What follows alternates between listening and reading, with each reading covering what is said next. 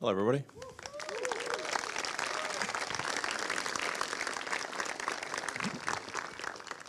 So that video was not Shutterstock. That was actually Neuralink.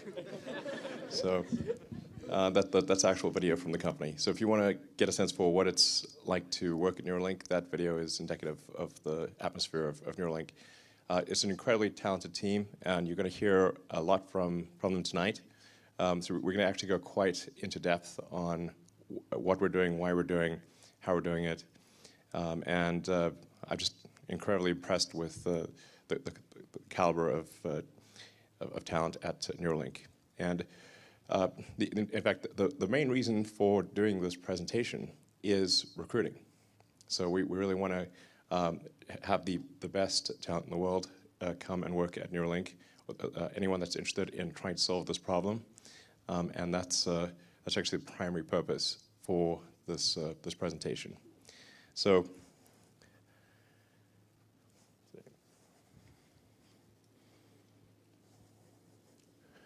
okay. So the why of Neuralink, just to go over it, is I think it's important for us to address brain-related diseases. Everyone, if you survive cancer and heart disease, the odds are that you will have some brain-related disorder. So it'll be like Alzheimer's or dementia. And if you don't, friends and family will for sure. I think unless we have some sort of brain-machine interface that can solve brain ailments of all kinds, whether it's an accident or congenital or any kind of brain-related disorder, or a spinal disorder. If you know somebody who's broken their neck or broken their spine, we can solve that with a chip. And this is something that I think most people don't quite understand yet. And we're going to go over in detail how this is possible. But I think there's an incredible amount we can do to solve brain disorders, damage, and all this will occur actually, I think, quite slowly. So I do want to emphasize that it's not going to be like suddenly Neuralink will have this incredible neural lace and start taking over people's brains. Okay. It will take a long time. So you'll see it coming. So getting FDA approval for implantable or devices of any kind is quite difficult, and this will be a slow process where we will gradually increase the issues that we solve until ultimately we can do a full brain-machine interface, meaning that we can ultimately, yeah, this is going to sound pretty weird, but achieve a sort of symbiosis with artificial intelligence. So, but this is not a mandatory thing. This is a thing that you can choose to have if you want. And this is something I think that's going to be really important at a civilization level scale. So, and I've said a lot about AI over the years, but I think even in a benign AI scenario, we will be left behind. And so, and hopefully it is a benign scenario, but I think with a high bandwidth brain-machine interface, I think we can actually go along for the ride. And we can effectively have the option of merging with AI. I think this is extremely important. And if you think about your limbic system and your cortex, your limbic system is kind of your primal needs and wants, and it's like where a lot of your emotions are coming from. And then the cortex is like the thinking, planning part of your brain. And I haven't met anyone who wants to get rid of either the cortex or the limbic system. So clearly they work together well. Even though your cortex is in principle far smarter than your limbic system, everybody wants to keep the limbic system and their cortex. So hopefully we can have a tertiary layer, which is the kind of a digital superintelligence layer. And in fact, you already have this layer. So it's your phone and your laptop, and the constraint is just how well you interface, the input and output speed. So the output speed is especially slow since most people are typing with thumbs these days. So you have a very slow output speed. Your input speed is much faster due to vision, but the thing that will ultimately constrain our ability to be symbiotic with AI is bandwidth. So in the limit, after solving a bunch of brain-related diseases, there is the existential, it's mitigation of the existential threat of AI, or, yeah, this is the point of it. So creating a well-aligned future, that's the idea.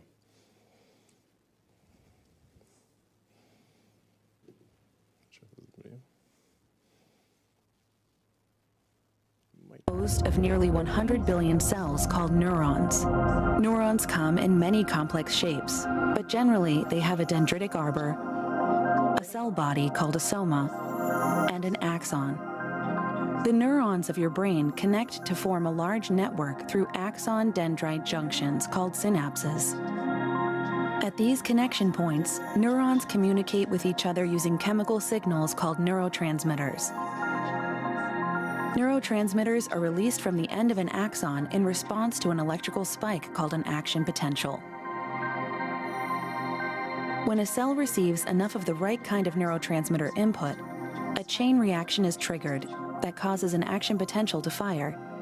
and the neuron to in turn relay messages to its own downstream synapses. Action potentials produce an electric field that spreads from the neuron and can be detected by placing electrodes nearby, allowing recording of the information represented by a neuron.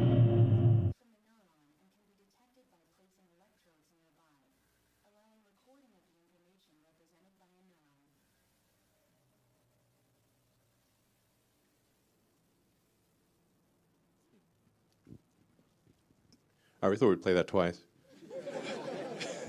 It's so good you have to play it twice. Well, I think like a lot of people in the audience, there's a wide range of knowledge about neurons. I mean, some people view the brain as like this incredibly mystical thing that you cannot interface with the brain, and then some people are aware of deep brain stimulation, such as occurs for Parkinson's patients. So trying to address the broad range of understanding. I mean, neurons, essentially, there's that whole idea, what if we were just a brain in a vat? This is often posed by philosophers, except we are a brain in a vat, and that vat is our skull. Everything that you perceive, feel, hear, think, it's all action potentials. It's all it's neural spikes. And it feels so real. It feels very real. But these are all impulses from neurons, what's called a spike. And our goal is to record from and stimulate spikes in neurons and do so in a way that is orders of magnitude more than anything that's been done to date, and safe and good enough that you can, it's not like a major operation. It's sort of equivalent to sort of a LASIK type of thing. So where you can sort of sit down, machine does this thing, and you can walk away within a few hours. And that's it. And you're not even in a hospital. So like there's basically, in terms of key points that are worth taking away, the system that we designed in version 1 is capable of on the order of 10,000 electrodes. So each chip, which is 4 by 4 millimeters, is capable of 1,000 electrodes, or has 1,000 electrodes. And we think doing up to 10 is feasible. So this is in contrast to the best FDA-approved system, which is like a Parkinson's deep brain stimulation thing, which would have on the order of 10 electrodes. So the system, even in version 1, that we're going to unveil today, is capable of 1,000 times more electrodes than the best system out there. And they're all read and write. So this is really quite, I mean, for something to be 1,000 times more than what is publicly approved is quite a big difference. And this will get better with subsequent versions. This slide may seem a little generic, because like everything's got robust electronics and algorithms at this point, but not threads. So the I feel like I'm in Transcendence. Actually, I was in Transcendence.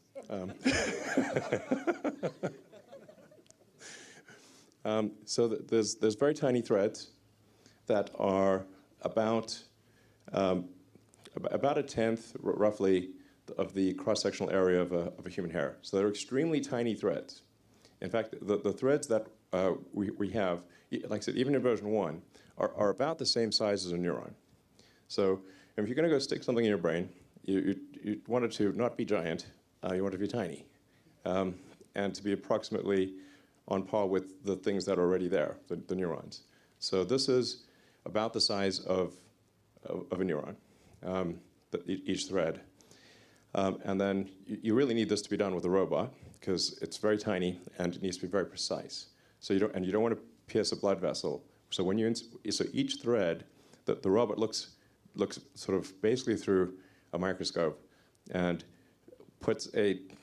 inserts each electrode specifically, bypassing any vasculature, any kind of like blood vessel, and making sure that it can be inserted without causing trauma or minimal trauma.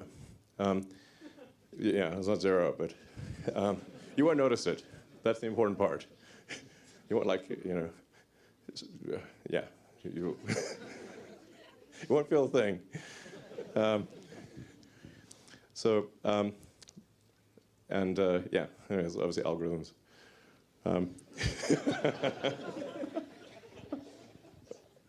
So just to give you a sense of scale, this is how tiny the threads are. That is not even a big finger, that is a small finger. So these threads are just like I said, way smaller than a hair, and there's 1,000 of them. And this is what the robot looks like. It's sort of quite a complex device, but it all comes down to a very tiny, tiny point.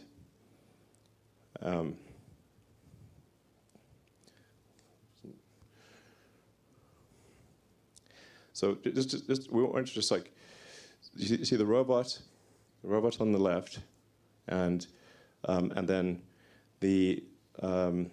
what looks like the needles for insertion next to a penny, but in fact the actual needle that gets inserted is way, way tinier. It's that little tiny thing at where the arrow is pointing. That's actually the size of the needle. It's about 24 microns in diameter.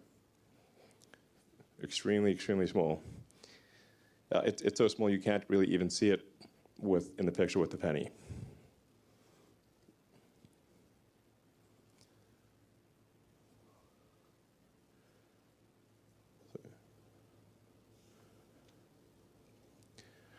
And then this is your rain on uranium.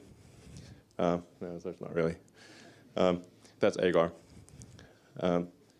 So you can get a sense for the robot doing the electrode insertion. That's a very zoomed in view. So they're all very, very tiny, and the robot is very selectively applying them very delicately. And then this is what the chip looks like. So action potentials. So each one of those represents one electrode. So there would be up to 10,000 of these lines. Yeah. So. I guess, it's always difficult to say, there's going to be there's a lot more in this presentation. So in terms of things that I think are important to bear in mind, this, I think, has a very good purpose, which is to cure important diseases, and ultimately to help secure humanity's future as a civilization relative to AI. The threads are very tiny, and there's a lot of them, and they're very carefully placed. And the operation on a per-chip basis, it involves just a 2 millimeter incision, which is dilated to 8 millimeters, and then the chip is placed through that, and then it goes back to being 2 millimeters, and you can basically glue it shut. You don't even need a stitch. So, and then the interface to the chip is wireless. So you have no wires poking out of your head. Very, very important. So it's basically Bluetooth to your phone. Because we'll have to watch the App Store updates for that one. Make sure we don't have a driver issue. Updating. But the key is like this is something that is going to be not stressful. Our goal is not stressful to put in. Should work well, hopefully. We'll check it out very carefully before it becomes obviously FDA approved. And it's wireless. So this I think has tremendous potential, and we hope to have this aspirationally in a human patient before the end of next year. So this is not not far. And then, as I mentioned earlier, this is the main purpose of this presentation is recruiting, and we need very talented people in all these areas. So it's a lot of very talented people are needed to make this ultimately successful. And then, speaking of talented people, let me hand it over to Max. Yeah. I need a clicker. Thank you. Thank you. I'm Max Hodak. I'm the president of Neuralink. I remember a couple years ago when we started talking about the idea of Neuralink and that there might be a company and whether this was even a good idea. I remember my first reaction was that I wasn't sure that this actually was a good idea, that the technology was there yet. And I think Elon has this incredible optimism where he'll pierce through these imagined constraints and show you that really a lot more is possible than you really think is today. And you have to be very careful telling him that something's impossible. It better be limited by a law of physics or you're going to end up looking stupid. And so I've wanting to build a neural interface has really been like a central goal of my life for basically as long as I can remember. I think like we talk about AI being potentially the last invention that we have. I think that a high bandwidth BMI might be like really the first invention in many ways of like the next chapter of us. It's just really, like as Elon alluded to earlier, everything about your experience, your thoughts, your memories, it's all in your brain and represented in the firing statistics of action potentials. So, all right, so just what is a BMI? And we'll go through this fairly quickly, I think. So you start with hopefully a brain and a machine. But the machine is just the stand-in for the outside world. It could be another brain, it could be software, it could be a robotic arm. But you want to receive energy from that world and impart through the senses like vision and audition and impart energy back into the world through things like motor control.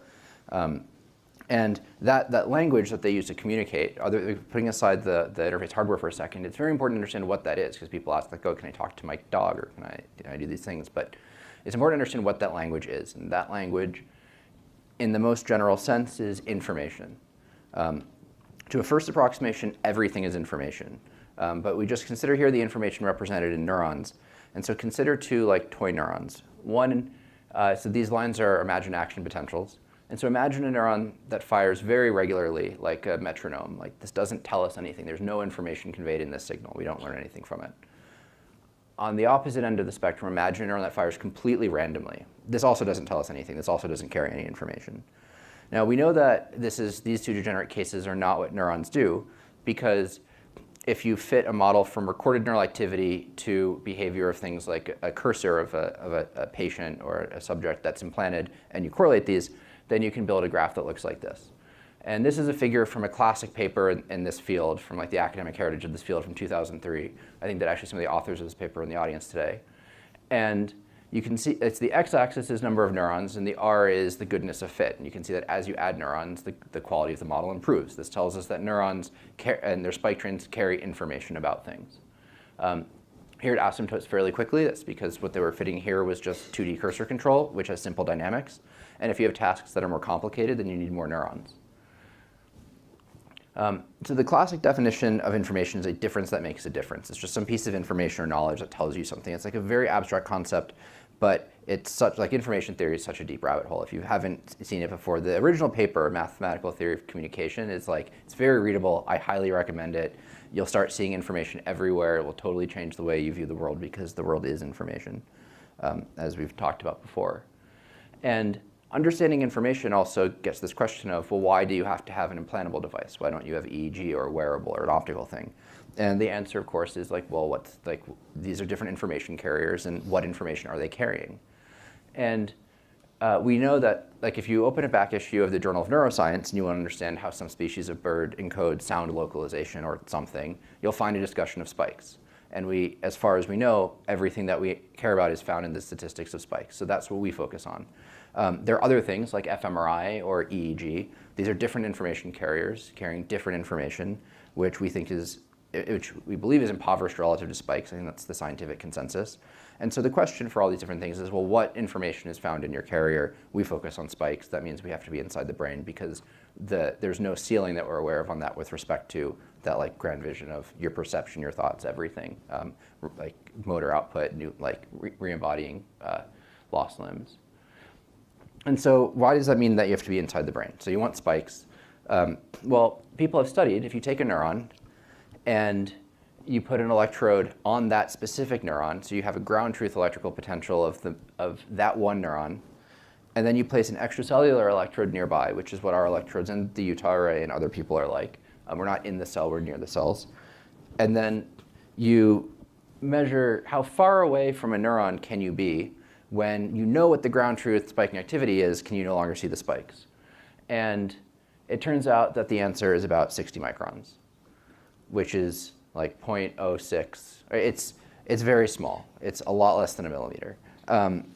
So you have to be firmly under the skull. Like there's no wearable that is going to get you spikes. This is a physics constraint as far as we're aware. And so now I just want to talk about briefly that Neuralink didn't come out of nowhere. There's a long academic heritage of research here. The cochlear implant has reached millions of patients since the 50s for deaf patients. Over 100,000 patients have received deep brain stimulation for Parkinson's and essential tremor and dystonia, and now other indications. And about 20 patients have received the Utah array, which is a little 100 electrode rigid metal silicon device. And even though it has very few channels, they've been able to do some really cool stuff with it. There's videos on YouTube of brain gate patients doing things like controlling tablet computers or even texting each other through Utah arrays just from the small number of electrodes.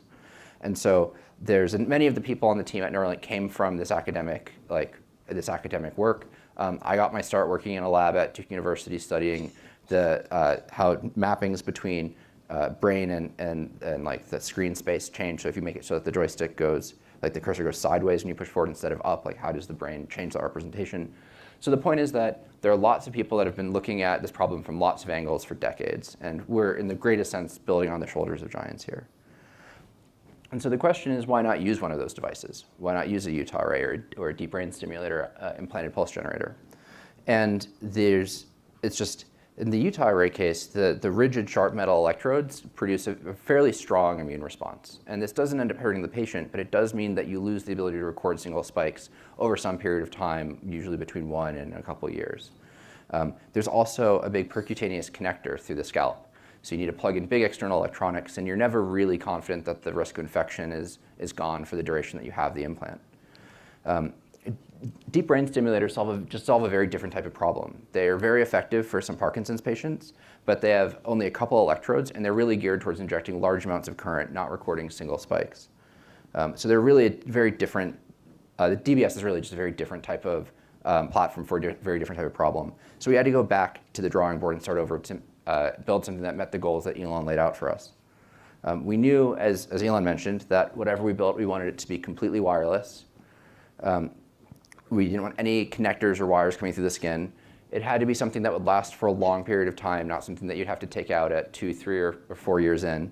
It had to have practical bandwidth. So we talk about high bandwidth or ultra high bandwidth. Like, what matters is that for the task that you're after, there is practical bandwidth that allows you to effectively do that thing, whether that's cursor control or typing or robotic arm or maybe in the future vision.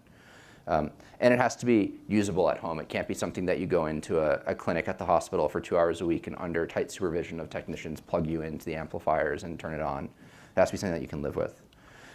And so 2.5 years ago, we were nowhere close to any of that.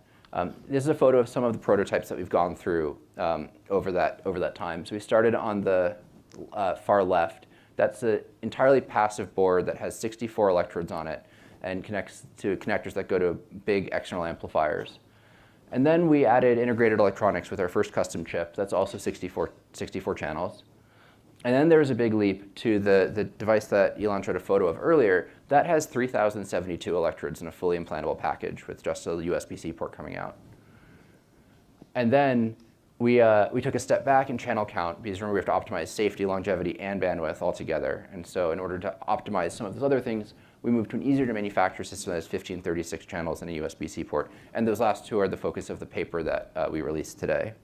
And so we've learned a lot from these. We've recorded a lot of data through these. Like these are actually used every day at Neuralink to record neural data and work with it.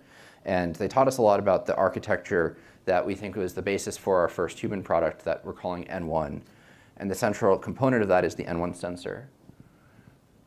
It's a little hermetic package. When it's fully assembled, this is missing an outer mold. It's into an 8mm diameter, 4mm tall cylinder. And each of these has 1024 electrodes, and we can stim and record through every one of those channels. Exploding it, opening it up a little bit, you can see there's the thin film, which has the threads that Elon talked about, which is the wisp going off to the side. There's a hermetic substrate, and then that gets welded later to a package that goes over top, and that's mated to our custom electronics. And we'll go into more detail. We'll have the technical leaders that work on each of these talk about these in more detail over the rest of this presentation. So yeah, I mean, this is just not to belabor the point. I know that Elon really hammered this in, but these things are very, very small. They're not. You can't manipulate these. This is one photo. This is not two photos joined together, and you really can't manipulate these with your hand. That part at the top is just a backing material that's surgical packaging. They're peeled off.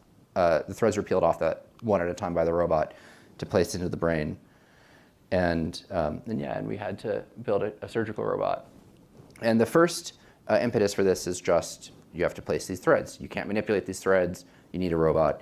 And then that grew into understanding where the blood vessels are and imaging into the tissue, and the surface of the brain moves because you're breathing and you have a heartbeat. And there's lots of complexity of dealing with this incredibly high entropy substrate.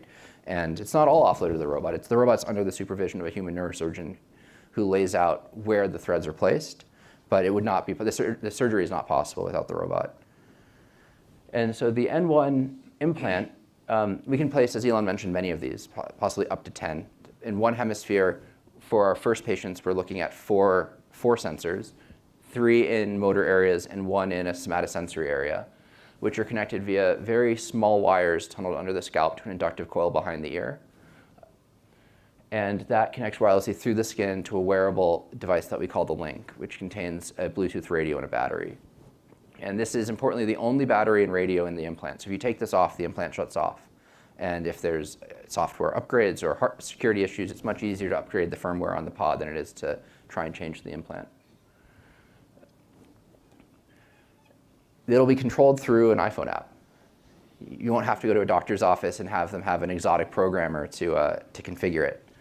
And the first thing that you'll have to do is learn to use it. Like, imagine if you've never had arms, and then suddenly you have an arm, and you have to pick up a glass on the table. It's like not a cognitive task. You just, like, how do you can't think your way through that. And so it's kind of a trippy experience at the beginning where, like, patients, at first it just kind of wanders around, and then they figure out how to break the symmetry, and they learn how to control it. And that's like it's a long process. It's like learning to touch type or play piano.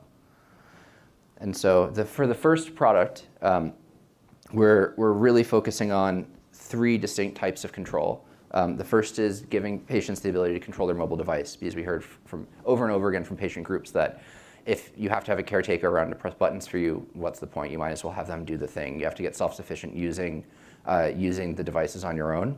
And then redirect the output from your phone to a keyboard or a mouse on a normal computer. It'll just show up as a Bluetooth mouse or a Bluetooth keyboard, like any keyboard or mouse that you can use on any computer. And as Elon mentioned, this is a forward-looking statement. There's a whole FDA process we have to go through. We haven't done that yet.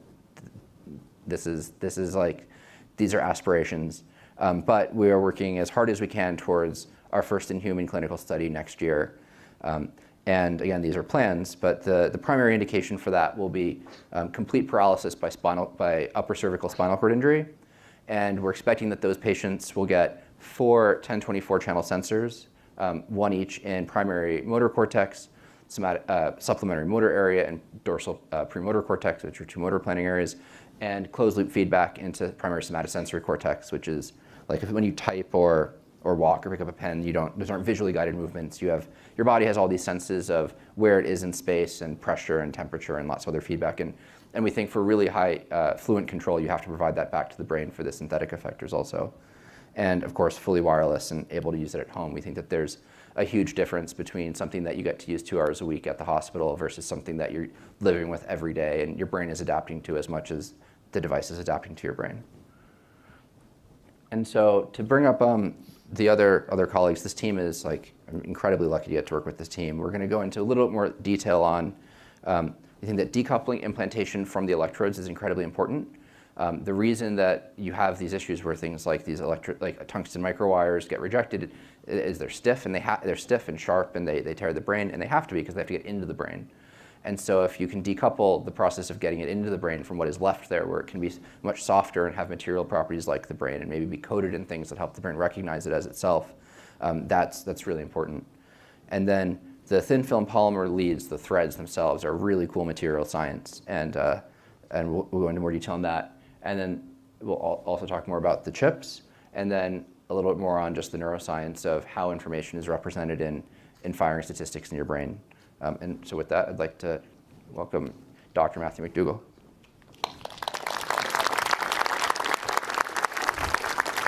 Thanks, Max. I'm Dr. Matthew McDougall. I'm head neurosurgeon at NEURALINK. When I'm not at NEURALINK, I'm a brain and spine surgeon here in San Francisco at CPMC, California Pacific Medical Center. Before that, I was at Stanford, where I worked in labs that implanted and designed advanced brain-computer interfaces. I originally became a neurosurgeon because I wanted to help people live happier, healthier, longer lives. I've been humbled in practice by how powerless we are to treat many of the most debilitating neurologic diseases. People afflicted with spinal cord injury, schizophrenia, autism, and a host of other neurologic conditions have far too few options. I work with NEURALINK because we, for the first time in history, have the potential to solve some of these problems. Before we get to how we get the device in, we have to talk about our guiding principle at NEURALINK. It's safety. Everything we do at NEURALINK is filtered through the question, will this make me more likely to want to get one? Will it make me more likely to recommend this to my family and friends? This approach impacts every design decision we make. So while for the immediate future, NEURALINK's devices will only be intended for patients with serious, unmet medical needs, our design philosophy is that this should be safe enough that it can be an elective procedure. So what have we done to try to make it safe? For starters, we've created very small threads. They displace a lot less tissue than the traditional methods. In my regular practice today, I routinely implant large, deep brain stimulator electrodes into the brains of my patients. They're big enough to have about a 1 in 100 chance of causing a significant hemorrhage. They displace and disrupt enough brain tissue that you can often see neurologic consequences just from placing the wire. We can do better than that. NEURALINK's threads are so thin that they're difficult to see with the naked eye. They're much smaller than the width of a human hair.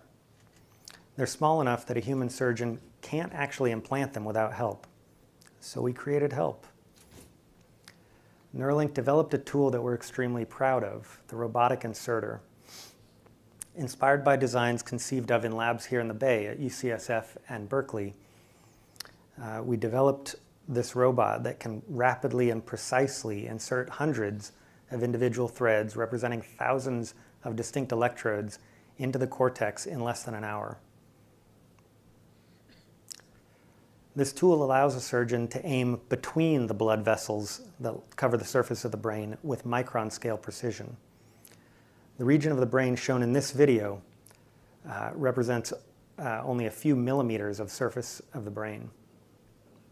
As you can see, the brain's surface moves with the heartbeat and breathing. The robot tracks and adjusts for this movement. Using this tool, we can greatly reduce the risk of harming cortical vessels and causing bleeding. Here, the robot is selecting individual electrode threads and placing them into the brain in the pre-planned location with remarkable accuracy and repeatability. Using this system, we've been able to rapidly place thousands of electrodes into the cortex without causing noticeable bleeding. We also have an in-house histology team that examines brain tissue to help us choose electrode profiles and materials to help us minimize tissue damage. When you think of traditional neurosurgery, you probably think of something very invasive. Traditional surgery on the brain isn't something that patients ever look forward to or are excited about, except in the most dire circumstances. Usually a clamp is attached to the skull to keep it rigidly immobilized to the operating table. We often shave all or most of the patient's hair. Patients can end up with large visible scars. At Neuralink, we want to create an entirely different patient experience, something more like LASIK. No scars, no big scars, no hospital stays, no short procedures, no hospital stays, very short procedures, and of course, in the end, you get to keep all your hair. We even want this to be possible under conscious sedation. That means you can get rid of the complexity and the risk of general anesthesia, as well as many of the unpleasant side effects, nausea, sore throat from a breathing tube. To be absolutely clear, our first clinical trial patients are going to receive an experience much more like traditional neurosurgery. But our aim is to simplify the procedure, down to the injection of local anesthetic, a very small opening in the skin, a painless opening in the skull below, quick and precise placement of threads into the cortex, and then we fill that hole in the skull with the sensor, allowing the scalp to be closed up over it. Behind the ear, we'll make a small incision to insert the coil. We will tunnel tiny wires under the scalp to connect the sensors to the coil. That's the process. I believe that Neuralink is going to be able to provide us and the medical community with a platform that can finally enable us to treat some of these very difficult to treat diseases, also to understand them better. I hope you find this as exciting as I find it. If you feel you might be able to help us, don't hesitate to contact us. To talk more about the technology behind all this, I'd like to introduce Vanessa Tolosa, Director of our Neural Interfaces Group.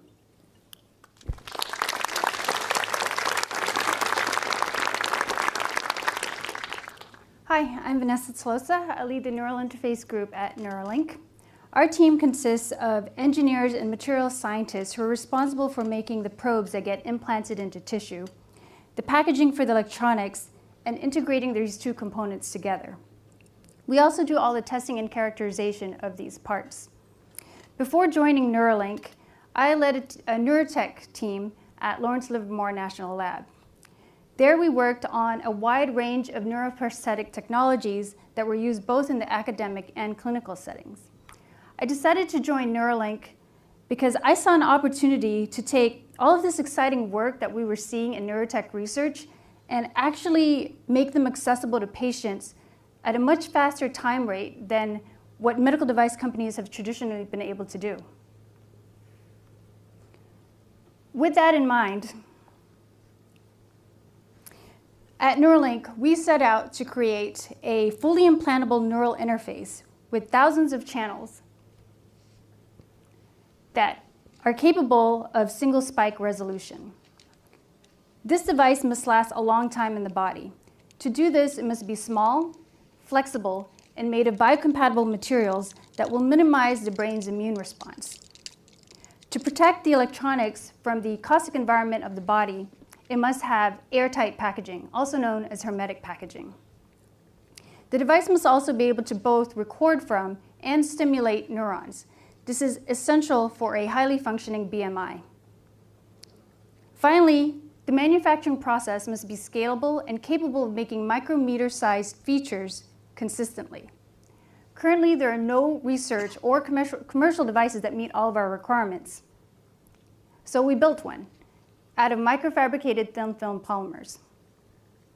Just like in semiconductor chip manufacturing, we use a layer-by-layer process that generally consists of 3 repeating steps. We're either always depositing material, patterning a material through photolithography, or etching away a material. Depending on the complexity of the design, these steps could be repeated over 100 times. And to make things more challenging, we are limited to materials that are safe for the body. In our current design, we have a 3 metal layer process that results in a 5 micron thick and 10 to 40 micron wide probe. To give you an idea of how small this is, red blood cells have a diameter of about 8 microns, and an average strand of hair is about 100 microns. Yet in this small footprint, we're able to fit our electrodes, our wires, and the insulation for each of those wires.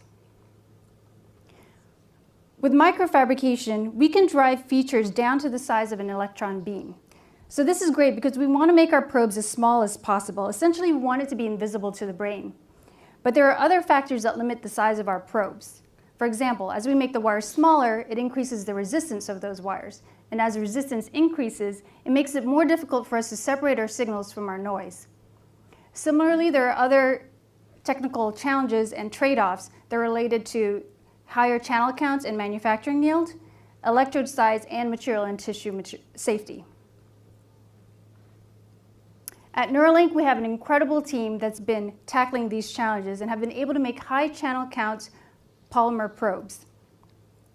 And this image is a silicon wafer that holds 10 of these arrays, these polymer arrays.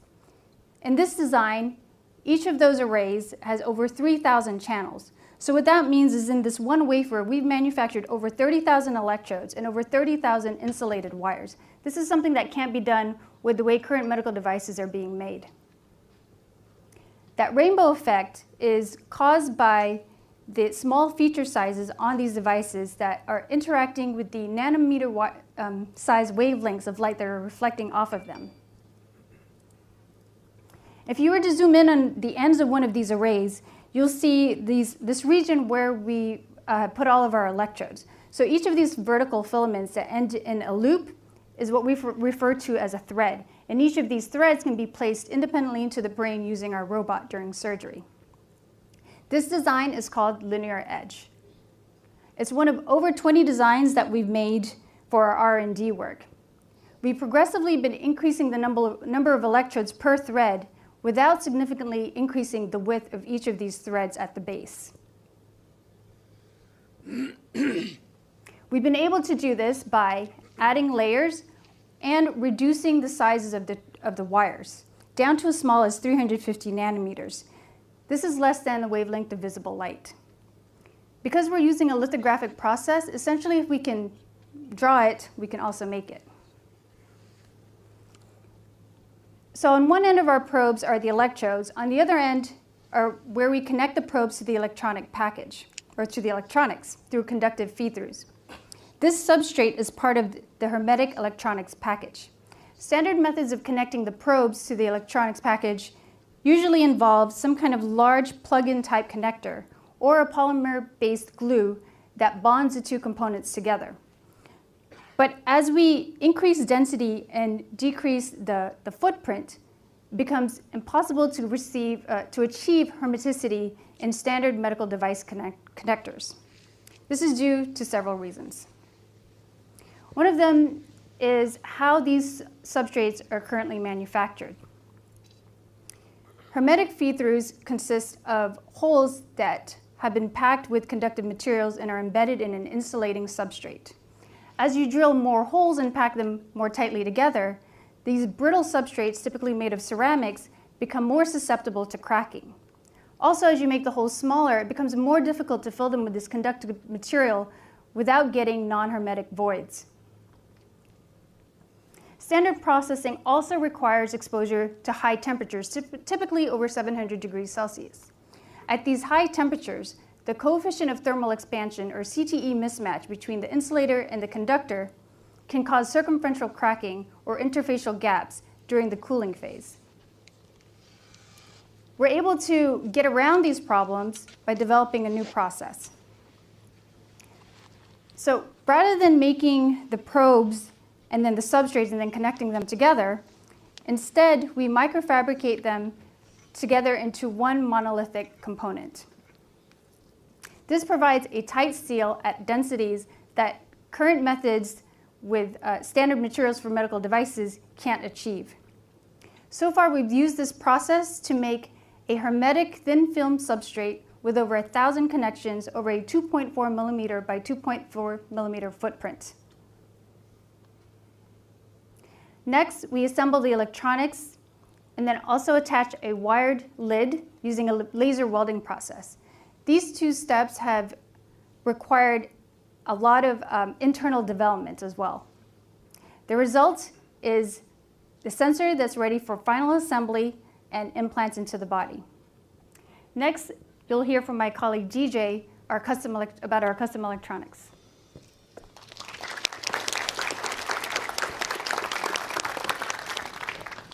Thank you, Vanessa. My name is DJ ța, and I'm the Director of Implant Systems at NEURALINK. My team focuses on building chips and systems to get neural signals recorded from our electrodes out of the brain, and also to put information into the brain. Before NEURALINK, I was at UC Berkeley, where I co-invented NeuralDust, which is a technology to power and communicate with small implantable systems using ultrasound waves. Typical chip lifecycle from design to verification to tape out is approximately 1 to several years. At NEURALINK, we had the ability to co-design our chip with the rest of the system, and the tight feedback loop from this organization has enabled our small team of analog and digital chip designers to tape out a new design every 3 months on average. That means over the past 24 months, we've done 8 tape outs in total, representing 15 different chips that have been designed, fabricated, tested, and used in development. The artwork that you see on the top of the slide is of some of the actual chips that we've made so far. For any custom chips we make, the architecture can vary substantially, but the basic ideas are the same. Neural signals recorded from the electrode typically look like the one on the slide. And in order for us to extract the information that we care about, we need to first amplify, filter, and digitize those neural signals, and use digital logic to process and send out the bits we want for BMI. We also need ways to diagnose any issues with our electrodes and be able to drive stimulation engine to inject charge to the brain when required. Our latest chip is called N1 System on Chip, and it is physically small, measuring only 20 millimeters squared or 4 by 5 millimeters. It is low power, highly configurable, and it has 1,024 simultaneous record and stimulation capable channels. And it has on-chip spike detection. To dive deeper into N1 SoC, I'd like to highlight 3 key innovations, and they are 1, analog pixel, 2, on-chip spike detection, and 3, stimulation on every channel. The first is analog pixel. Before we can convert analog neural signals into digital bits, we need to amplify and filter them. And this is where the analog pixel comes in. We want to have 1 analog pixel per electrode so that we can configure them independently. So in the case of N1 SoC, there are 1,024 analog pixels. Analog pixels also take up a significant portion of the physical space on the chip, and how well they work determines both the signal quality and the characteristics of the overall neural interface. The goal of analog pixel design is to make it as small as possible so we can fit more, as low power as possible so we generate less heat and have longer battery run times, and as low noise as possible so we get the best signals. Now, the challenge here is that these goals are at odds with each other. For example, we want to achieve lower noise on the amplifier so that more spikes can be detected. But as transistors get smaller, it becomes harder to get lower noise while keeping the power the same or less. Since the start of NEURALINK, we've gone through 3 major revisions to the analog pixel, progressively improving both the size and power while maintaining performance. Over the past 24 months, we had 7-fold improvements in the size of the analog pixel, and our latest pixel on the right is at least 5 times smaller than the known state-of-the-art of similar architecture with 1 pixel dedicated per electrode, as published in the academic literature. Second innovation is on-chip spike detection. Once the signals are amplified, they're converted and digitized to zeros and ones by our on-chip analog to digital converters. As you'll hear in a second, spikes or action potentials shown on this slide are often critical for certain BMI tasks. currently, there are several different methods for detecting spikes, such as thresholding, or more sophisticated methods, such as principal component analysis. At Neuralink, one of the robust ways that we came up with is by directly characterizing the shape. And it's worth noting that this is different than template matching in that it gives us more information in a general way. In certain cases, we can actually identify different neurons from the same electrode based on their shapes. Our analog pixel can capture the entire neural signals sampled at 20,000 samples per second with 10 bits of resolution, resulting in over 200 megabits per second of neural data for each 1,024 channels that we record. In our previous systems that you heard about, we were able to stream this entire broadband signals through a single USB-C connector and cable, and we performed real-time spike detection on an 8-core machine running our optimized C code. Now, we wanted to completely eliminate connectors and cables for N1, so we had to modify our algorithms to fit into the hardware by scaling both, making it both scalable and also low power. And then we were able to also implement this algorithm in our N1 SoC. Our algorithms can compress neural data by more than 200 times, and it only takes 900 nanoseconds to compute, which is faster than the time it takes for the brain to realize it happened. Finally, it was important for us to enable stimulation from every channel that we can record from and make it configurable and high resolution. To make this work, we custom designed stimulation engine for electrical stimulation that can coexist alongside our analog pixels.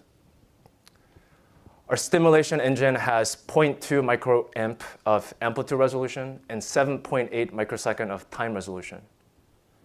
There is a 16:1 ratio of electrode to stimulation engine, so we can't stimulate every channel simultaneously, but we can within each stim pulse, usually in milliseconds, and we can also stimulate any combination of 64 channels at the same time. So in summary, looking through our N1 SoC, it has 1,024 analog pixels that we can record from simultaneously with 7.2 microvolt RMS noise while only consuming 6.6 microwatt of power. It has on-chip analog to digital converters, on-chip spike detection that can compress neural data more than 200 times, and it only takes 900 nanoseconds to compute. Stimulation engine with 0.2 microamp of amplitude and 7.8 microsecond of time resolution. And finally, diagnostics for electrode and impedance measurement. All of these functionalities that I outlined are integrated into a single 4x5 millimeter silicon die. Next, my colleague Flip will tell you more about what can be done with these signals.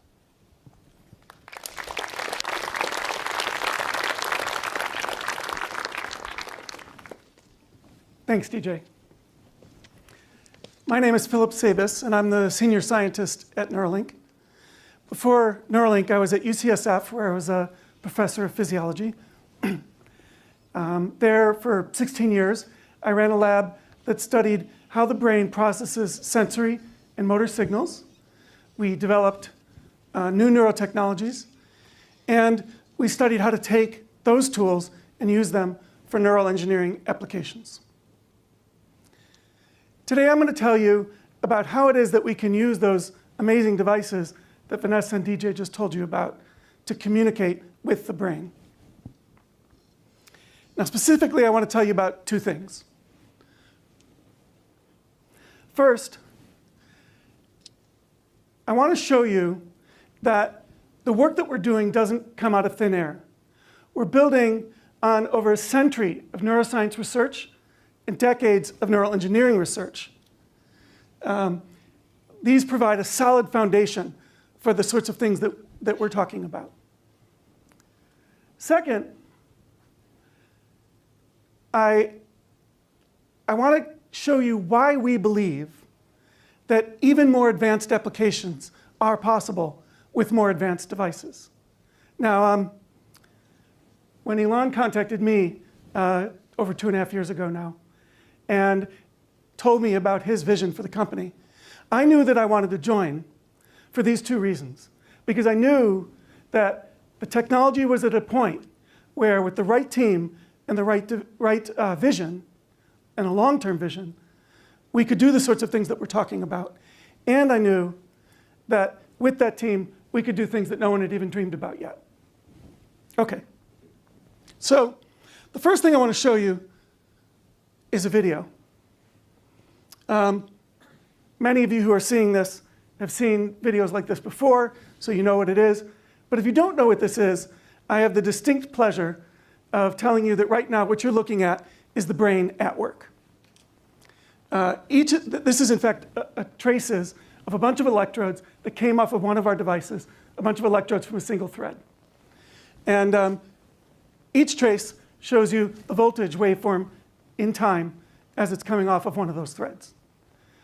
Now, if we focus in on one of those traces, the first thing you may notice is that there are these big voltage deflections that happen periodically, and these are the spikes that Max and Elon and others have talked about. These spikes occur, again, when a neuron has an action potential. And this is the fundamental element of communication within the brain, and this is the thing that we want to tap into. This is what we want to be able to record. Now, as DJ just told you, we have algorithms that can detect these spikes in real time as they're happening. And that allows us to collect data that looks something like this. This is what we call a spike raster. So each row there represents one channel of recording, and time goes from left to right. And each of those little tick marks is the time of a single spike in action potential. All right, so presumably there's some information somewhere in there. How do we get at it? What are we going to do with it? Well, for the first application, which Max told you about, which is allowing paralyzed individuals to be able to control a computer, what we want to do is we want to reach into primary motor cortex and record the activity that's happening there. Primary motor cortex is the part of the brain that sends signals down the spinal cord and to the muscles to drive movement. Of course, it does that with action potentials. And in particular, we want to record from the hand and arm portions of primary motor cortex. So imagine that you have a person sitting holding a mouse, and they're sitting still, and then they make an outward movement with their mouse, and then they reach back. What would you see in the brain? Well, here's a synthetic neuron. I made these data up, but it gives you the idea. Here's a synthetic neuron that shows that in the background activity, when the person's at rest, maybe there's some firing. But when that person reaches outward, that neuron starts to fire a lot. And when he reaches back, the neuron becomes quiet. So this is what we call a neuron that's tuned to a particular direction of movement. Now, maybe we'll record from another neuron, and this neuron may have a different pattern. It may be tuned to the return movement and not to the outward movement, so it fires more on the return. What if we ask the person to do that movement again?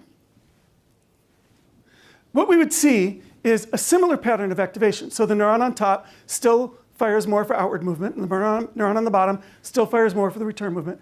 But you'll notice that the patterns are different. And that's because neural activity in the brain is random. It has stochasticity.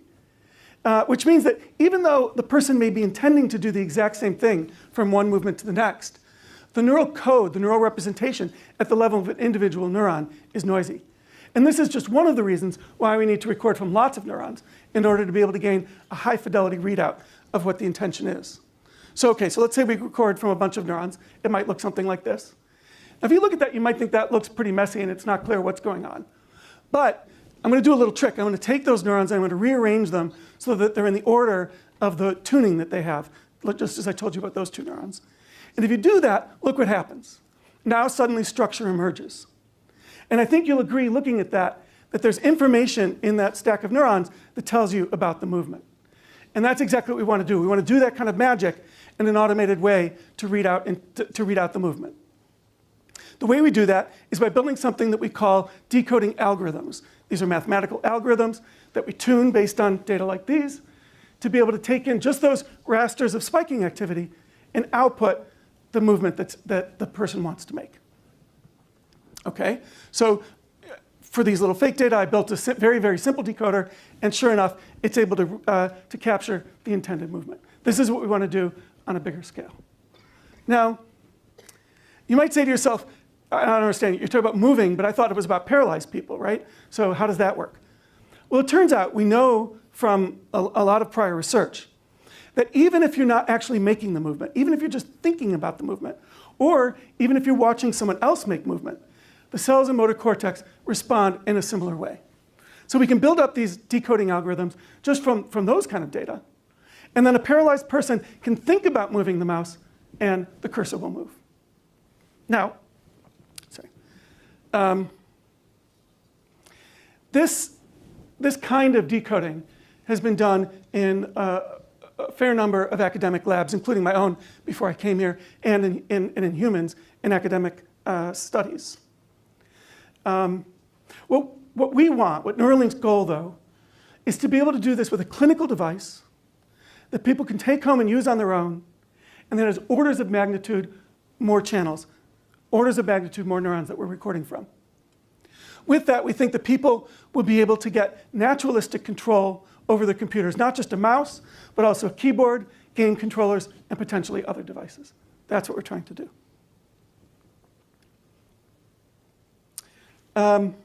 Now, I've told you about the arm and hand area of motor cortex, but the devices that we're talking about, because of their high bandwidth and the ability to tailor the location of each individual electrode to a person's individualized cortical anatomy, we should be able to reach anywhere in motor cortex. So, for example, there are areas at the base of motor cortex that are responsible for driving activation of the speech articulators. There was a recent lovely study from UCSF that showed that from activity like that, you can actually decode speech. So you can decode the movement of the articulators, and from that, you can create synthetic speech. So potentially, with a device like this, you could restore speech to a paralyzed person who's no longer able to talk. But there's no reason in principle that we can't reach all of motor cortex. And that would give us access to any movement that a person thinks about, any movement at all.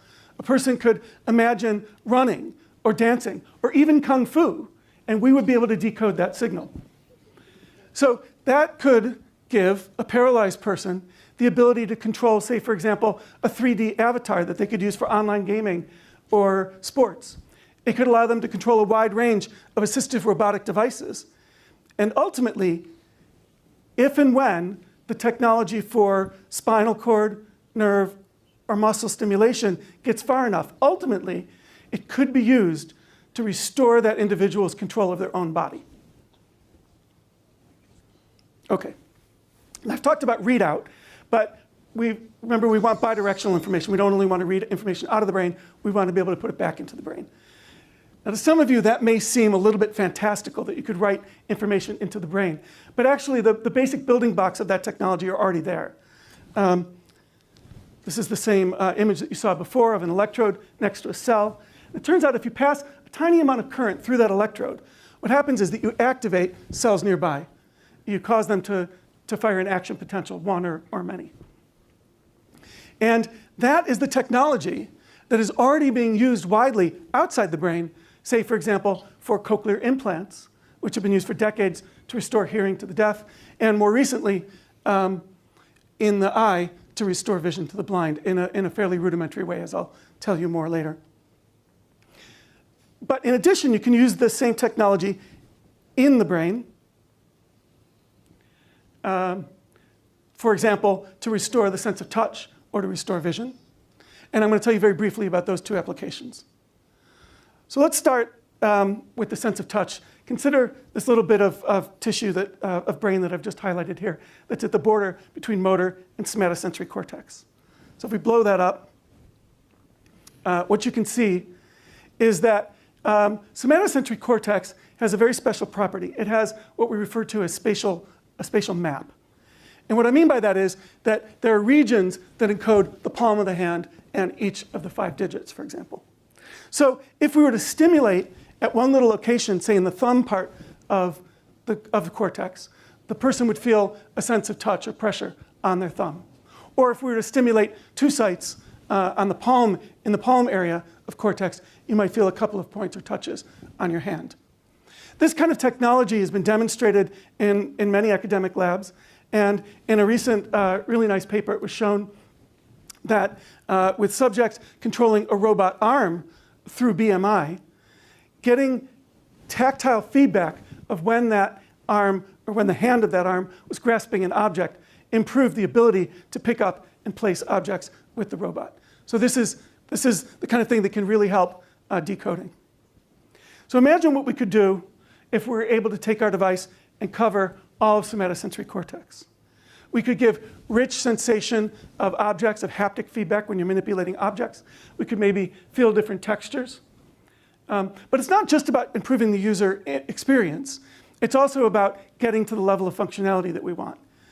Imagine for a second, imagine typing. Now imagine typing with your fingers anesthetized. That's going to be pretty hard. So that haptic feedback, that sense of sensory feedback during movement is going to be important going forward. And yeah, okay. So that sensory feedback for the hand, we can also potentially provide visual feedback. So visual cortex, just like somatosensory cortex, has maps. So there's a spatial map in visual cortex, which is here in orange in the back of the brain. So for example, if we stimulate a particular point in cortex, we might see a flash of light in a little punctate spot in front of us. And this was demonstrated many years ago by neurosurgeons, and it's been used in academic labs, and that we call that little dot a phosphene. And if you stimulate another area, you'll get a phosphene in a different location. So the idea here is that you could stimulate a bunch of different areas, and you could create kind of like a dot matrix image of the visual world, which could provide a rudimentary form of vision. And there are academic labs and even companies that are working on technology just like this. But there isn't just one map in visual cortex. Actually, there are a bunch of different maps. This is a good example of how the brain works. There's a spatial map, but there are also maps telling you about the orientation of edges in the field. There are maps telling you about color. There are maps telling you about the size and speed of objects moving. So what we want is a device that has sensors that are small enough, electrodes that are small enough, and a high enough density that we can tap into that rich collection of maps with our stimulation devices so that we can do better than just dot matrix, so that we can actually create rich visual feedback for the blind. That's the long-term goal. Okay, that's just, again, one more example of the way that these devices can be used. So I've talked about recording signals, and I've talked about stimulating. You can combine those two to treat a variety of neurological disorders. Max talked earlier about deep brain stimulation to treat, say, for example, Parkinson's disease. And many people have those devices in. Academic labs have recently shown that you can do better with stimulation, you can treat better, if you also are able to record the state of the brain, say from motor cortex, and use that to shape the pattern of stimulation. Deep brain stimulation, or DBS, has also been used for dystonia. It is already approved for dystonia and obsessive compulsive disorder. And we think, again, closed-loop therapies can do better. And in fact, for epilepsy, there's already a commercial product that does this kind of closed-loop seizure detection and disruption, although it does it with only about 8 electrodes. There are many other diseases. Oh, no. All right. We'll get there. Sorry.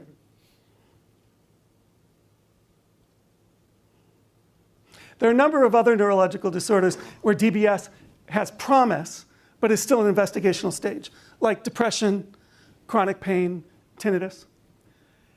Now, even though these diseases are currently being treated with these big DBS electrodes like you've seen, we think that there's a potential here for the kinds of devices we're designing to get individualized, highly focused treatment that will reach broader patient populations and be able to be more effective in the way that they treat these disorders. All right, lastly, I want to tell you about not just sensory input and motor output, but about thought. So there are parts of the brain where we know that there's neural activity that encodes the things that you're thinking about. And one great example is an area called the hippocampus. The hippocampus is involved in memory formation, and it helps store episodic memory, things that you remember from your life. It also has a particular kind of memory for locations and views that you know. For example, it'll have cells that represent places in your own home or in a city that you know well. So imagine that you could record from a collection of neurons in the hippocampus of somebody who lived in San Francisco and knew it well.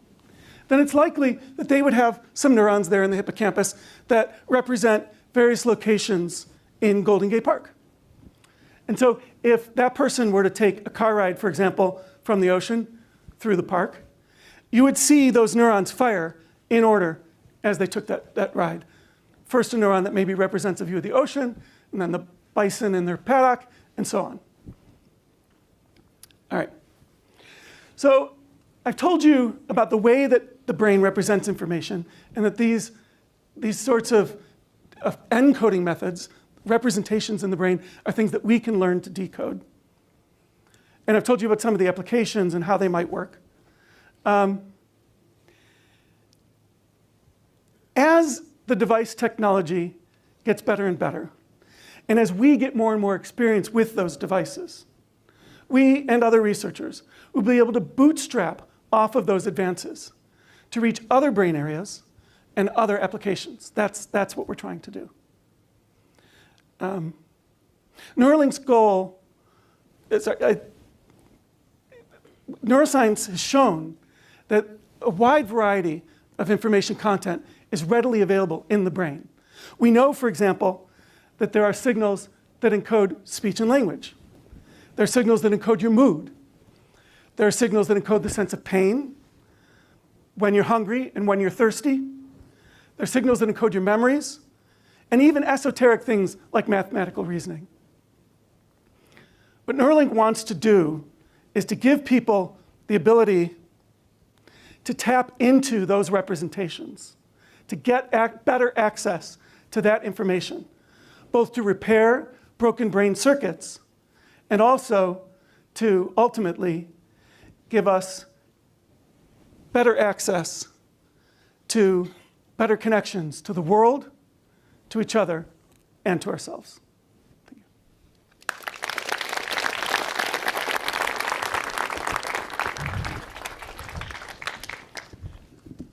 All right, thanks. So we're going to take a risk here and just do some Q&A. That hopefully was a good understanding of the brain. For yeah, like, nice work, guys. It's like,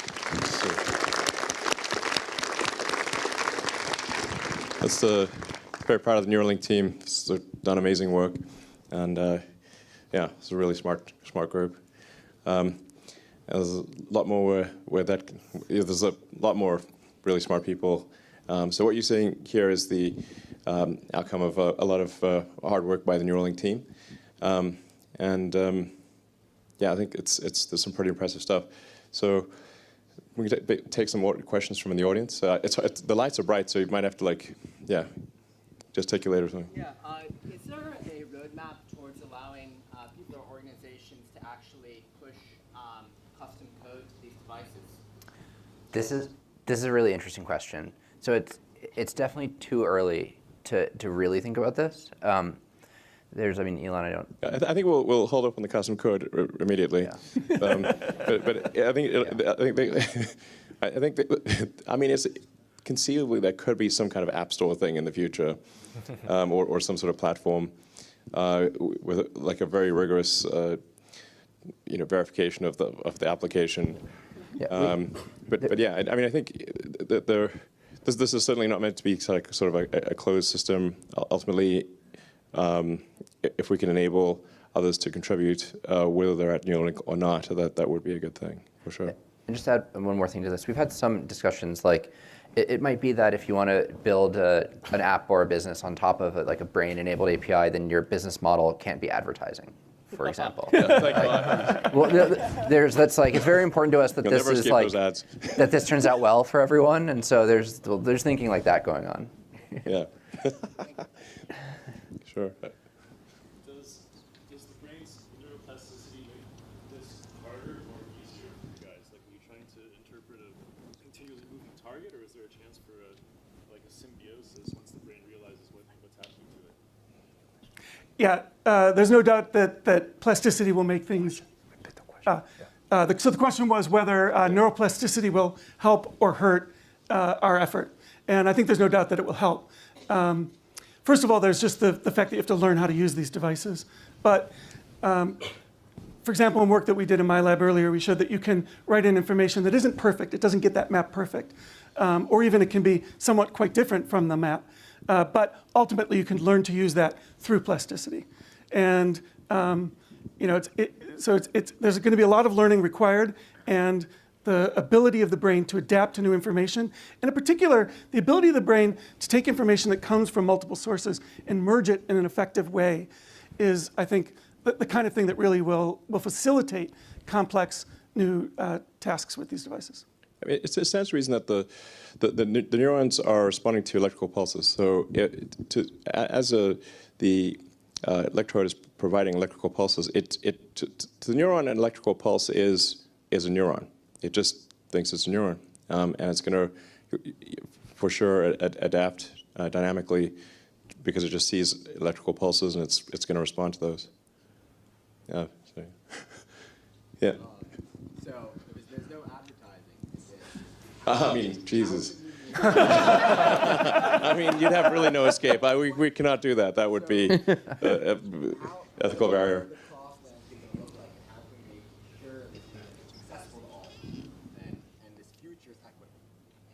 Yeah, so the question is, if this will not be advertising driven, which I think would be unwise, then how will it be paid for, essentially? Is that correct? Or how will we ensure that it's broadly available?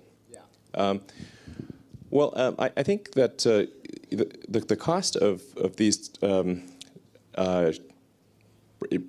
disease or brain injuries is extremely high to society. If you have to take care of somebody, or if they need comprehensive medical care or hospice, this is actually very, very costly to society. So I think the economics of solving for that make a ton of sense.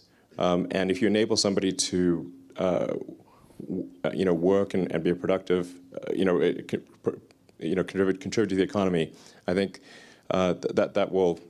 I think that the economics of that will easily pay for itself. And then, in the limit, of course, if you want to be symbiotic with AI, it'd be like, I think it's safe to say you could repay the loan with superhuman intelligence. I think it's a safe bet. So I think the economics of this will work out. And the first order is really just to make sure that it works and works safely. And then I think it'll really be the option of the person. But it is critical that this be sort of, as we've talked about before, like a LASIK-like device. If this has to be done by a neurosurgeon, it cannot be scaled. There just aren't enough neurosurgeons. So it must be just as one wouldn't want sort of like a hand operated laser for an ophthalmology situation. You really want the robot doing it with precision. The same thing goes for the brain interface. So, yeah.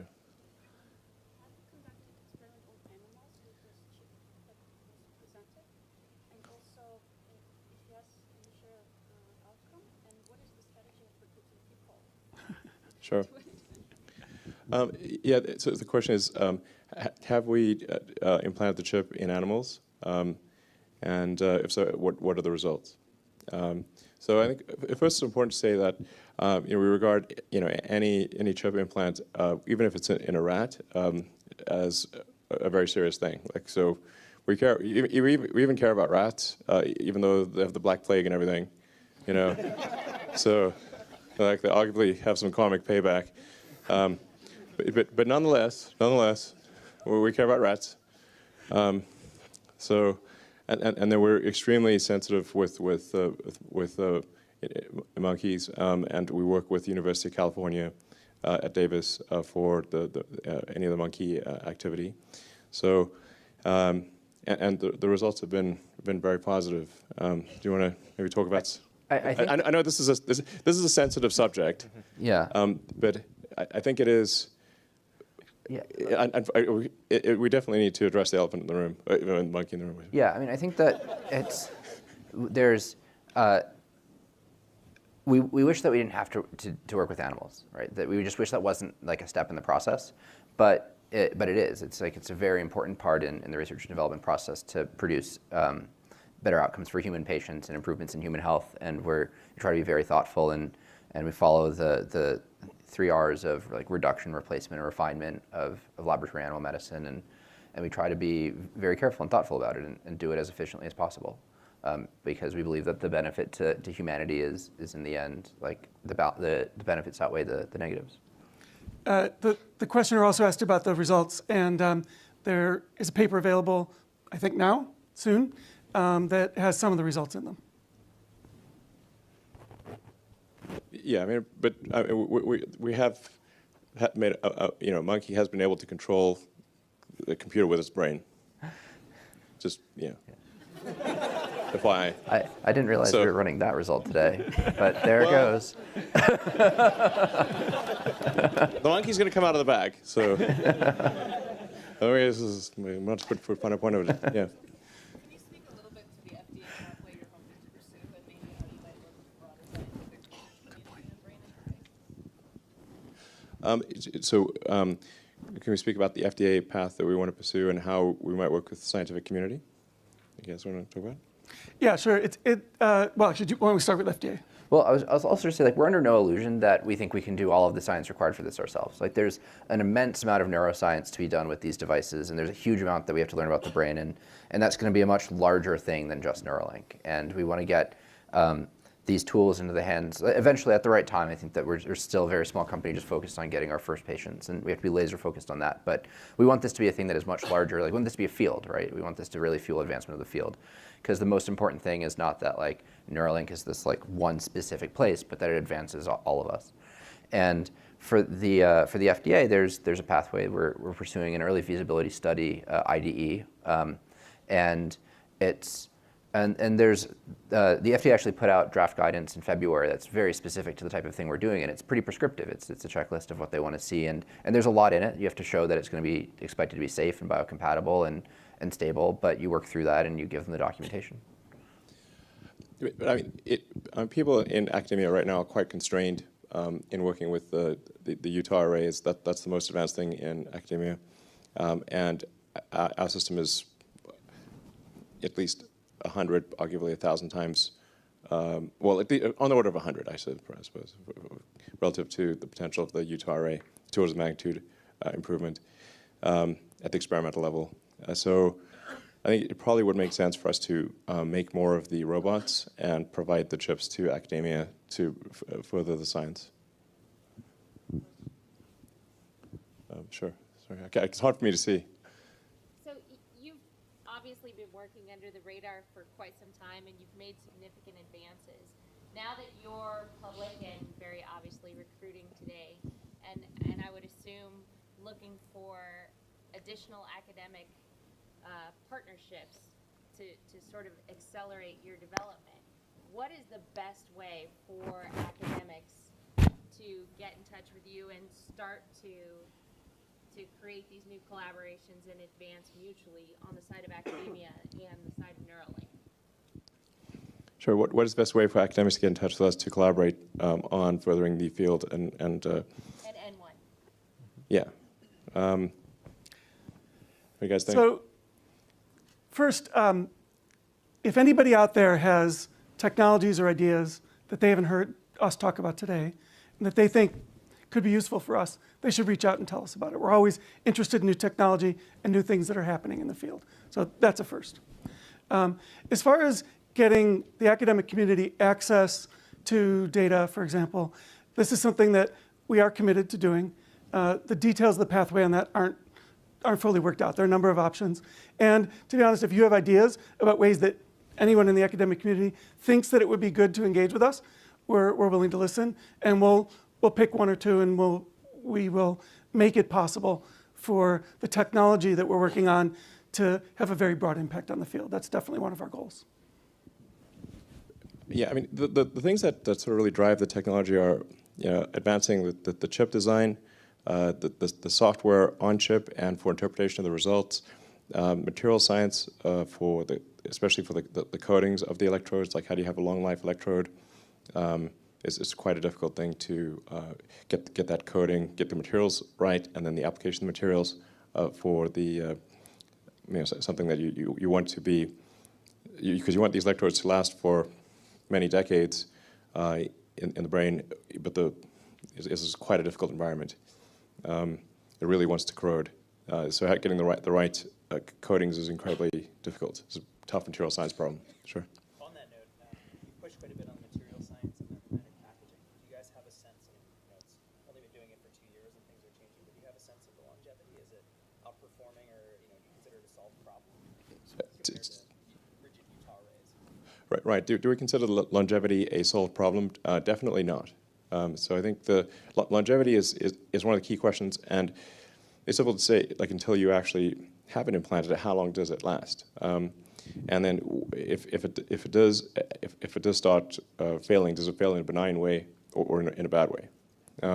So I think there's not enough time yet to actually say whether it is going to live for a long time. It obviously makes sense to have accelerated life testing of the electrodes, so in a non-brain situation, so you figure out something that's actually a worse environment than the brain, and which is actually quite a difficult environment for a chip.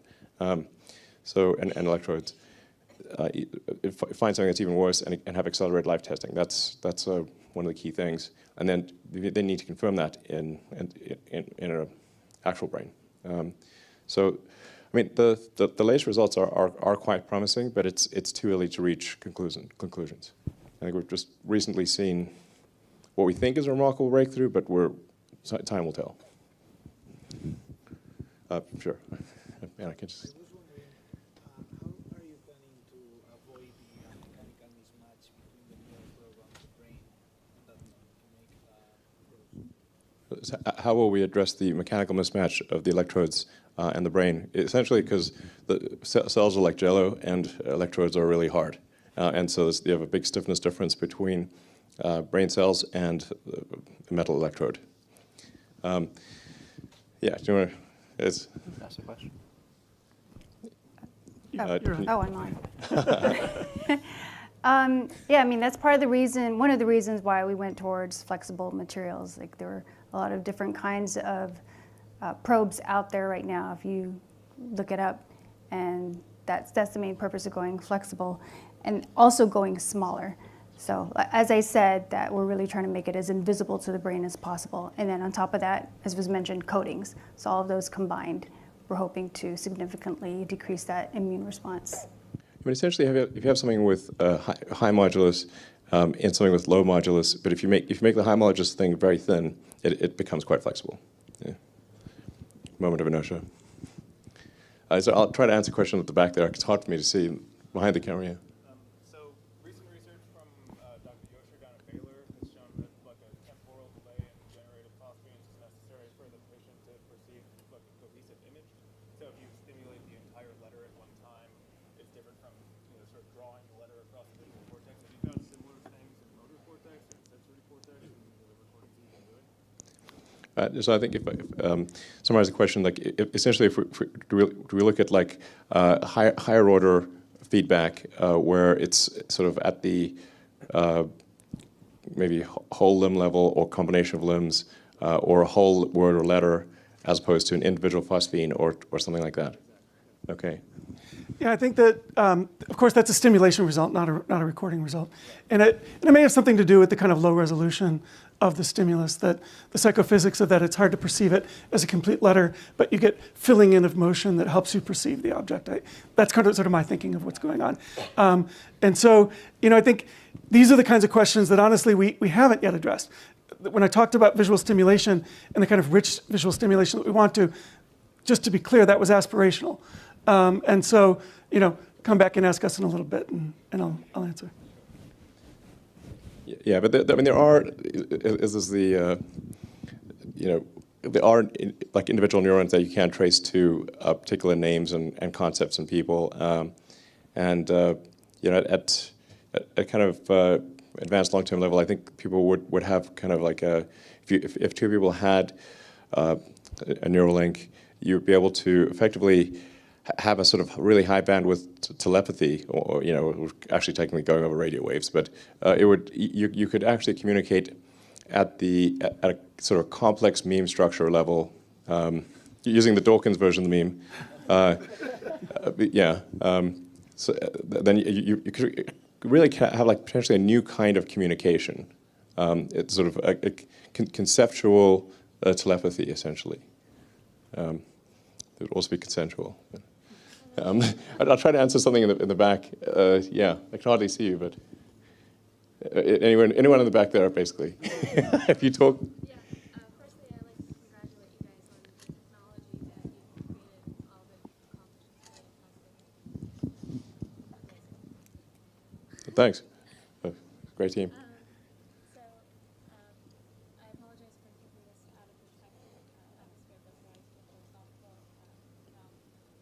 I'd like to know, essentially, the implications of NEURALINK is to solve a lot of the problems that humans face on a day-to-day basis in a Parkinson's. 7 to 10 million people worldwide face it. I wrote it down. So, I understand that, humans under these difficult circumstances, we find great meaning, and find meaning in life. And I wanted to know if NEURALINK, if their ultimate goal is to eliminate suffering. If so, if we're given the tools to accurately understand the trials that we're faced with, how are we able to find meaning in life? I have like a crude answer. Oh, okay. What's your answer to what do you think we should do? I mean, we're open to ideas here. The overarching objective is to make the future better, aspirationally, and to hopefully not pave the road to hell with good intentions. But I think the road to hell is mostly paved with bad intentions, though. I mean, my answer is very, very, very crude. Okay.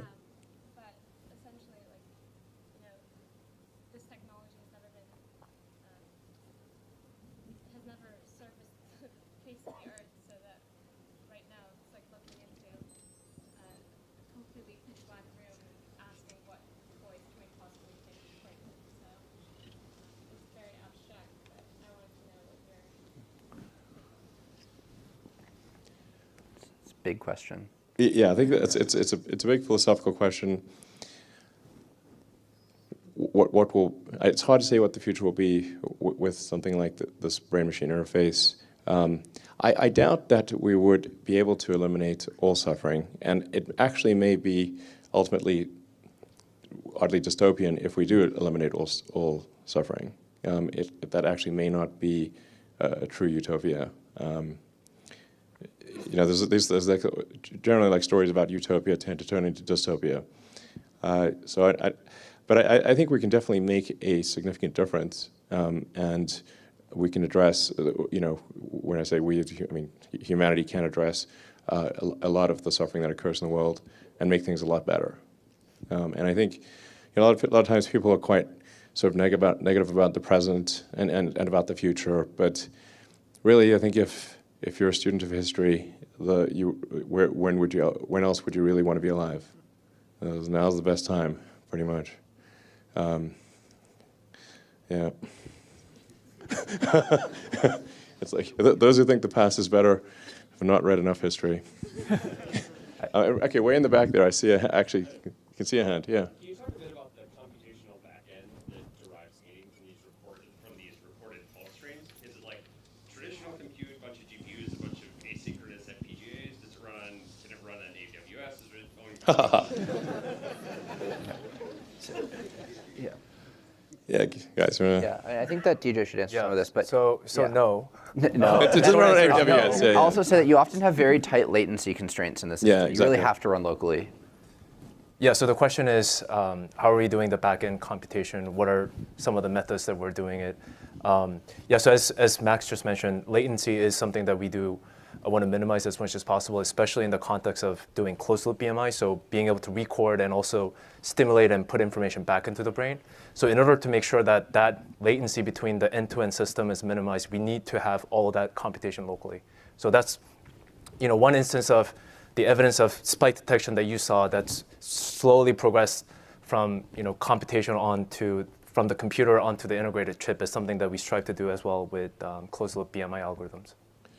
Yeah, I mean, essentially the vast amount of the computation is actually done locally on an ASIC, effectively. The amount of data that needs to be communicated beyond the body or the brain is really distilled down to a small amount. And as DJ was saying, like especially important for if you want to say give someone who's a tetraplegic the ability to type at 40 words a minute, which is one of our goals, and that requires a very low latency feedback loop. I think last question. Okay, last question. Okay, go. Yeah, fire away. In terms of the vision of the company, are you trying to get to the stage where you can have one thread per neuron? And if not, what sort of number are you aiming at? And at what order of magnitude of channels would you consider trying yourself? Okay, this is a few questions packed in there. One of the first question was, essentially to summarize what we're saying is like, what's the ratio of electrodes to neurons? Because you wouldn't want a 1-to-1 ratio because that's a lot of electrodes. So you really want to actually have that ratio be as big as possible, and ideally at least 100-to-1, maybe 1,000-to-1, ideally. Because the bigger the ratio of neurons to electrodes, the fewer implantations, it's going to be just way better. For sure, you'd want to read a whole bunch of neurons and then be able to stimulate neurons or a cluster of neurons by varying the field potential, so that you don't need to have a 1-to-1 stim or read ratio. Ideally, 100-to-1. You guys want to add? Yeah. I guess or more. Yeah. I think it's important to add to that any answer we give to what's the right number of electrodes at this point is speculation. Yeah. That's part of the. Speculate. Yeah, but the point I'm trying to make though is that this bootstrapping that we anticipate is going to happen. We're going to put in devices, they're going to be lower level. From that, we'll be able to find out the information content and information density in the areas that we're looking at with the electrodes we have. And we'll be able to bootstrap up from that. So, I actually believe that we are the ones that are going to be able to answer that question without speculation. And I'll say, when you look at the anatomy of the brain is mostly silent. On average, a classic electrode can see somewhere between 0 and 4 neurons electrically by different waveform templates. But when you just look at the anatomy and the distances, you'd expect it to see more like 1,000. And so this question of why is the brain so silent is an interesting one. And one of the hypotheses is that there are a lot of neurons that have very narrow receptive fields that only fire when they have very high information content updates with respect to something specific. And one of the challenges with spike sorting is that you can't tell you can't tell apart another spike of a neuron that you think you're recording from with, that was the first time I heard from that neuron specifically that I don't know is there, right? And as you have these long-lasting chronic devices, you'll be able to get more of that out in the decoding. Yeah, I think it's going to vary. The electrode to neuron density is going to vary quite a bit depending upon what part of the brain it is as well. If it's sort of somatosensory is probably a pretty big ratio. You can get pretty impressive results by controlling essentially a cursor with your brain. You don't need very many electrodes for that. So, and there's a lot of neurons in the sort of motor cortex. I think there's some cases where you could have I don't know. This is really speculation, of course. I mean, some places where you could have maybe 10,000 to 1, and some places where you'd want maybe 10 to 1. It could probably, I suspect it will vary quite a bit. And I just really quickly, I think Dan's question, because this is longevity is a really important question that we think about all the time. I don't think that we're releasing histology in the paper today, but I think that just to put some pressure on this team, I think that we're running that around SFN probably. There's some really cool stuff in progress. All right, thanks everyone for coming. Thank you.